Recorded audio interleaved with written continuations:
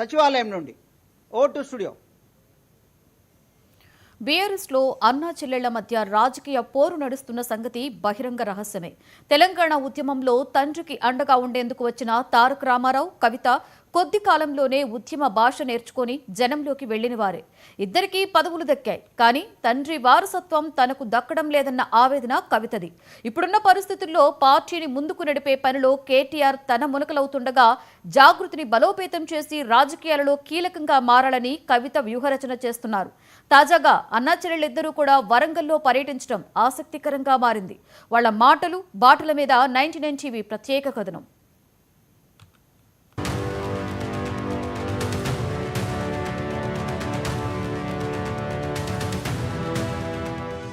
తెలంగాణ ఉద్యమంలో వరంగల్ పాత్ర అడుగడుగునా కీలకంగా మారింది.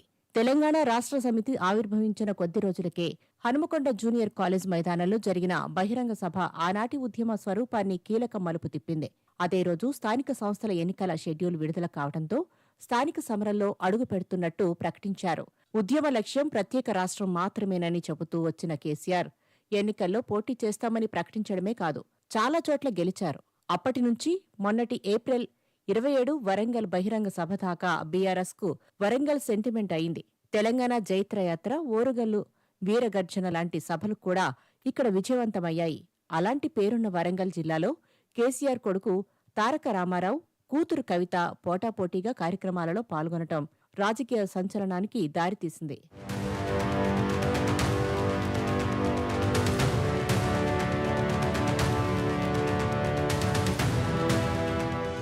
తెలంగాణ ఉద్యమం వేడెక్కుతున్న సమయంలో అమెరికా నుంచి తిరిగి వచ్చిన కేటీఆర్ కొద్ది కాలంలోనే తండ్రి బాటలో చురుగ్గా కదులుతూ అధికారంలోకి వచ్చాక మంత్రి పదవి చేపట్టారు. కాబోయే ముఖ్యమంత్రిగా పార్టీ వర్గాలు భావించడమే కాదు, ఆయన ఎక్కడికి వెళ్లినా కార్యకర్తలు ఆయనను సీఎం సీఎం అంటూ నినాదాలివ్వడం కూడా తెలిసిందే.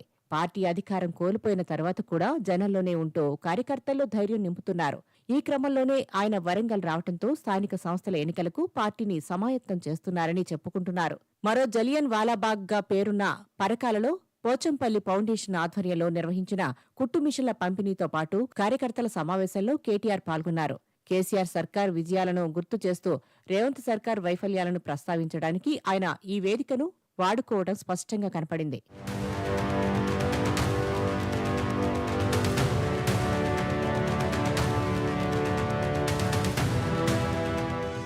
మరోవైపు కవిత తన రాజకీయ అస్తిత్వం కోసం, వారసత్వం కోసం పోరాడే క్రమంలో జాగృతి సంస్థను బలోపేతం చేస్తున్నారు. బీఆర్ఎస్లో కేటీఆర్కు మాత్రమే రాజకీయ వారసత్వం దక్కుతుందన్న చేదు నిజాన్ని ఆమె భరించలేకపోతున్నారు. నేరుగా పార్టీ మీద విమర్శలు చేయకుండా తండ్రిని పొగుడుతూనే ముందుకు సాగుతున్నారు. ఈ క్రమంలో అన్న కేటీఆర్కు సమాంతరంగా ఆమె జరిపిన రాజకీయ పర్యటన అందరినీ ఆకట్టుకుంది. వరంగల్ నడిపొడ్డున బోనమెత్తిన కవిత కూడా రేవంత్ సర్కార్ మీద విరుచుకుపడ్డారు. తన తండ్రి కేసీఆర్ హయాంలో జరిగిన అభివృద్ధిని, సంక్షేమాన్ని ప్రస్తావిస్తూ ఆమె కూడా రాజకీయ ప్రసంగమే చేశారు. జాగృతి భవిష్యత్తు రాజకీయమేనని మరోమారు కవిత సంకేతాలివ్వటానికి వరంగల్ వేదికైంది.